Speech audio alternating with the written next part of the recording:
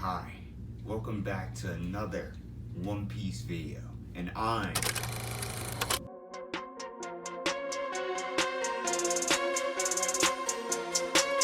Raging. So this chapter 1055, was one of the most amazing chapters I've read in a while. So let's get into it. Coming at number 5, the Straw Hat Commanders. Looking all good at the end of this chapter. Yonko, Luffy in the left wing, right wing, and the third commander, the Straw Hats, are completely chilling, knowing that they don't have to deal with an admiral at all anymore in Wano. Green Bull's gone. You'll find out why soon. Yeah, I just kept this in my top 5 because I really thought it was a good moment, because this are who I think is the top 4 in the crew right now. Zoro being the first-hand commander, Sanji being the second strongest behind Zoro and Luffy, and then you got Jinbei, who is potentially stronger in between Zoro and Sanji. I don't know, because I don't think Jinbei's weaker than Sanji. I don't know where to place him, but I know that these three are one of the best Yonko / 3 henchmen, 3 Yonko commanders that we've seen in the story so far. So we just gotta praise that little confirmation of Luffy and his 3 commanders. Pretty nice.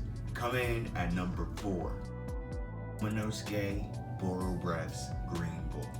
So Green Bull, I admit, he came into this chapter, Raizo tried his fire attack, which I love Raizo.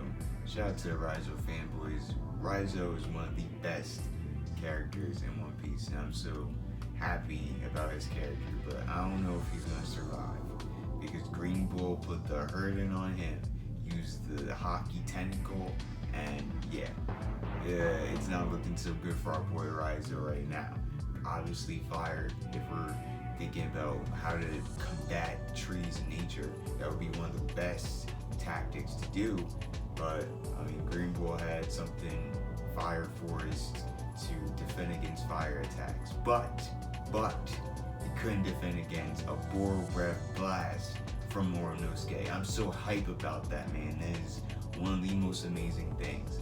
I knew that this Devil Fruit could never be a failure, and by able to using Borrow Breath, that is one of the most powerful attacks in One Piece, and it's good to see that Momo used it, because he pushed Green Bull back out of his hybrid form for a minute, and this is an admiral, so you gotta give the samurai some clout. I mean, throughout the series, there's been no side characters who are getting the type of fights, the type of level ups that, obviously there's some side characters, but I'm talking about people who journey with the Straw Hats and could contend and fight with big names.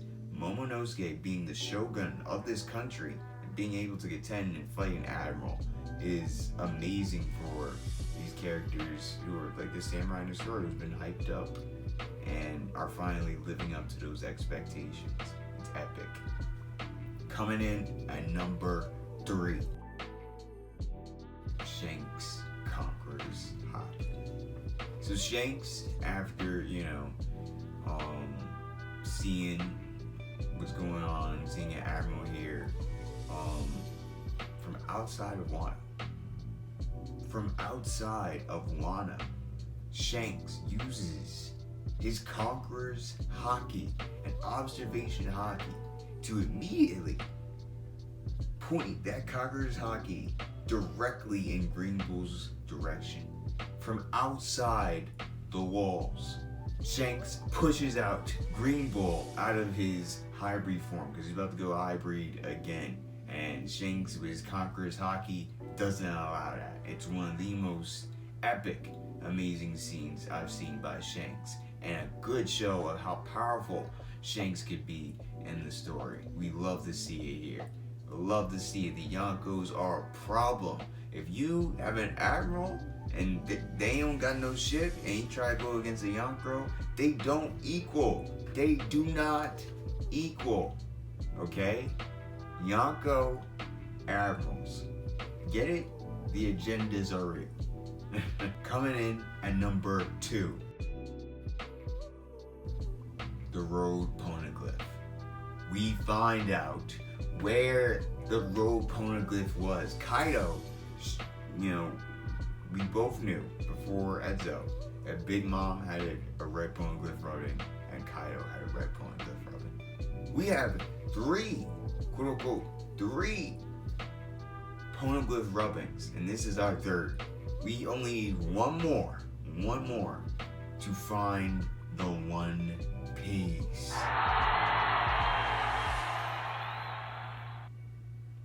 Yes, excellent. Because of that, it's just amazing to finally see this culmination after this arc. Wano has lasted so long. We fought Kaido for a long time, and now we're reaping the rewards of it with the 2, top 2 in his chapter, but also number 1. We're gonna get to that in a second. So we see Robin and Law. They go all the way deep into the chamber, and then after finding some things, they stumble across the red poneglyph rubbing, and that, oh my god, it was unbelievably fire, unbelievably amazing to see, and we officially got that rubbing, so it's amazing. Coming in at number 1, Lord Dump. Lord Dump. Woo! Yeah. One Piece is a great anime. It has amazing fights. It has amazing character work, amazing character designs, amazing artwork. But one of the best things about this series that truly makes it number 1 is the story and the lore it builds between island to island, and every mysteries of what islands hold once you truly figure them out. And this is what One Piece is for. You hop on your ship, you travel to the island, you find out that island, you take out the big bad, and you find out about that island's secrets and the mysteries behind it. So our number 1 is Law, Robin, and Kitetsu, which, Odin's dad, find Old Wano. Old Wano is literally 800 years ago, about 100 years after the Void Century, I believe. 800 years ago, we find the old prehistoric Wano covered in fresh water. Get this, fresh water from the clouds. This is why One Piece is honestly so amazing. So it turns out the old Kozuki clan, after the Void Century, erected the walls. We're really going Attack on Titan references with this. I don't know if Oda, he might be inspired by Attack on Titan. I don't know if he used that reference, but he might have. So we see that Old Wano has been preserved under, Mount Fuji for almost 800 years, a long time, and they've been building hundreds of years on top of it, over it, until the current day Wano, as it's in right there. And because they were building on top of that old Wano, the rainwater from inside the walls just flooded the insides, and that's where you see the fresh water, the waterfalls coming out, which is just, it's absolutely interesting. But what the secret truly is behind Old Wano is what lures under it. What lures under it is the ancient weapon Pluton. The thing that we have been questioning about, where is it in the world? An island destroying weapon, is in Wano.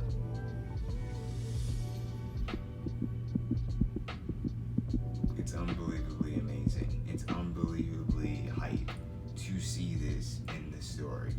So, yeah, I'm blown away. You know what I mean? I'm blown away. The story implications for Pluton, I'm gonna have to make an entirely other video about what that can be. But right now, that is unbelievably incredible and changes the entire story of how all these things have come together.